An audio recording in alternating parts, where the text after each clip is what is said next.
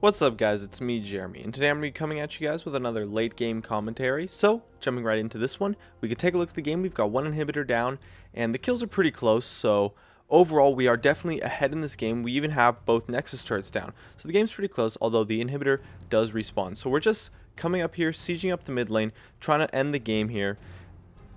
And since we see Vi on the ward at blue buff, I know it's okay to go in. I start the initiation with the Leon ult. I try to follow it up, but Caitlyn flashes away. And I actually get blitzcranked hooked here, but it's not that big of a deal since I'm pretty tanky. Although Riven is extremely fed since Darius did lose top lane. She goes after Lucian, but I'm trying to kite for him. He's not really able to get that much damage off on the Riven since she had her flash up to go after him. He tries to actually 1v1 the Caitlyn here, and look at the focus. Darius goes for Riven, I go for Riven, but Lucian's trying to 1v1 the Caitlyn on the backside. So overall, a really poor focus choice by our team here. And Caitlyn's able to kite out since she wins the 1v1 versus Lucian. Vi comes in from the side, and of course, it's an ace. No contest.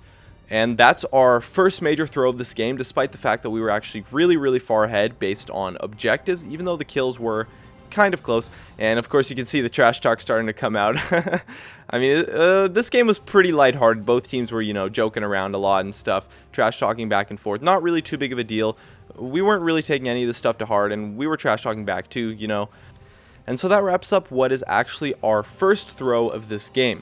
And going forward, we know that, okay, this game we can still lose. We're not fooling anyone in the fact that just because you have the Nexus towers means the game's over.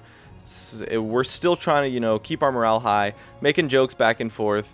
We're not getting down on ourselves. We're not raging. This was a ranked 5s game, so we were talking on, I believe it was Skype at the time.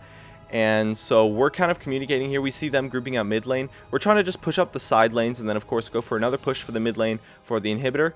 But something actually happens here, which is a really huge mistake. And so look at top lane. You see Victor pushing up really far past the river, and then Lucian's pushing up all by himself too. And we have no vision. So we have two key members, our mid laner and our AD carry, overextending really hard without any wards. And so Lucian gets flanked by the river, and he's got no chance. And Victor, of course, he's getting, gangbanged by the whole team basically. So he's got no chance too. And we're kind of joking around, we're saying, let's go in guys, YOLO. And even though this fight is obviously terrible, even though we hit really strong AoE on multiple players, we have no chance because we got 3 members, not much damage. I'm not really useful in a 3 versus 4 since I'm just a support. I'm supposed to kite, not really dive in. And before you know it, our whole team's dead. And that's our second throw of the game. And I always say that the second throw of a game is way worse than the first throw. The first throw, you can kind of just joke it off, laugh it off. Not that big of a deal because you're still really far ahead. But after the second throw is when things really start to get down on yourself. Because after the second throw, the team has caught up. And so now this game is kind of even in terms of gold and stuff.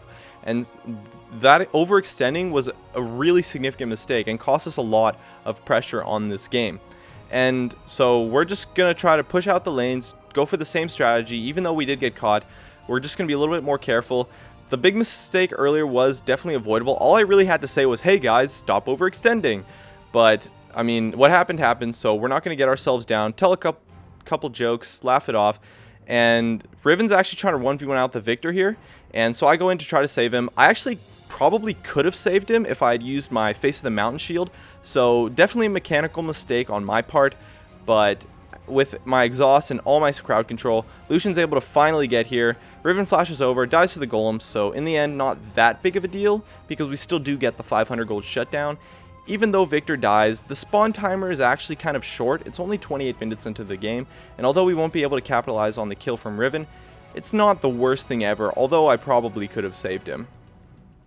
And so we're going to continue for our strategy here. Although Jarvan's actually overextending once again, he kind of gets caught out, but he's able to get away with his summoner spells and his massive mobility. Caitlyn's totally out of position, as is Lulu, so we get a free 2 kills up here. Actually, it's just the Caitlyn, I believe. And so we're going to still go for this mid lane push. Blitzcrank, I don't really know why he's trying to hook me in here. He's not really going to be able to kill me. I'm really tanky. He doesn't have much damage. I try to make a play for the Lulu there, but Lucian doesn't get any crits, and so we don't kill her. We try to get the Blitzcrank. We do. We finally are able to pick him off, and so we end up getting the 2 kills there. Jarvan lives, so a fantastic bait from Jarvan. And Riven comes in here, and you can actually pinpoint the exact second where we realize that we're all dead. And so we kind of just take the inhibitor, You know, we realize we're dead, so whatever. Just get the inhibitor. Just die. The spawn timers aren't that long anyways. It's only 29 minutes into the game, 40 seconds or so. The other team's not going to be able to get that much off of it. So that doesn't really count as a third throw, I guess you could say. It was just a bad fight, and we do still end up getting the inhibitor, and we'll be able to take advantage of it probably. But at this point, we know that, okay, we're overextending, we're getting caught, we're not really sieging very well, and the enemy team's going to have a chance to start pushing out here after that play. And so that's what they do. They push out the mid lane.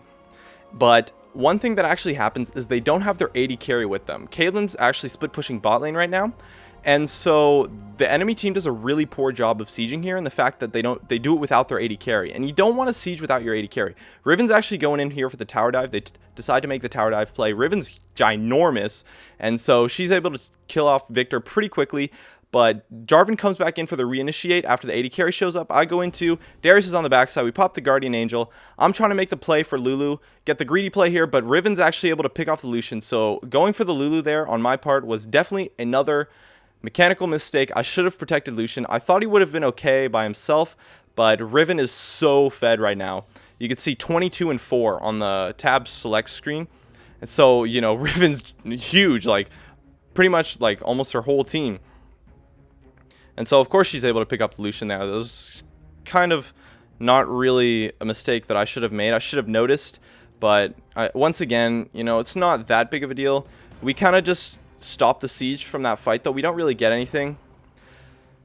So we're going to just try to get some wards out, push out the lanes. When you win a fight like that and you can't really get anything out of it, what you at the very least want to do is set up for the next fight. So we push out the lanes, clear out the wards, get some wards of our own out, back and buy items, and prepare for the next fight. We still have the mid inhibitor down, so we do have a lot of advantage.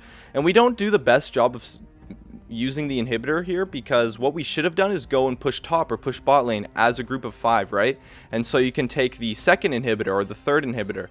And instead we kind of just keep going mid, which isn't necessarily the worst play since we do have the Nexus turrets down, but definitely the better play would have been to push the side lanes. Instead, we're going to try to group up here, force our way into the jungle. Victor kind of goes in. This is a very risky play by Victor here, and he actually gets Caitlyn ulted and takes a ton of damage. And so he's a little bit punished, not completely punished. He definitely could have died there, but he's a little bit punished for his overextending there, and he just has to back though, so it's not too big of a deal. And we're just going to try to control the Baron area, make sure that the enemy team can't really make any plays around this area.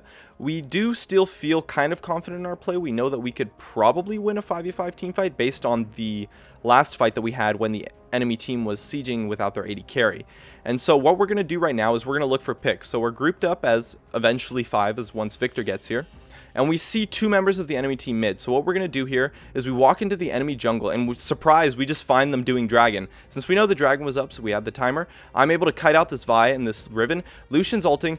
The GA's popped. I got exhaust on the Riven, and then Jarvan comes in, knock up. This is going to be a great kite. Fantastic. Caitlyn kind of panics here, but it's not really a big deal. Probably wouldn't have mattered. We definitely could have caught up with her, especially since I have flash.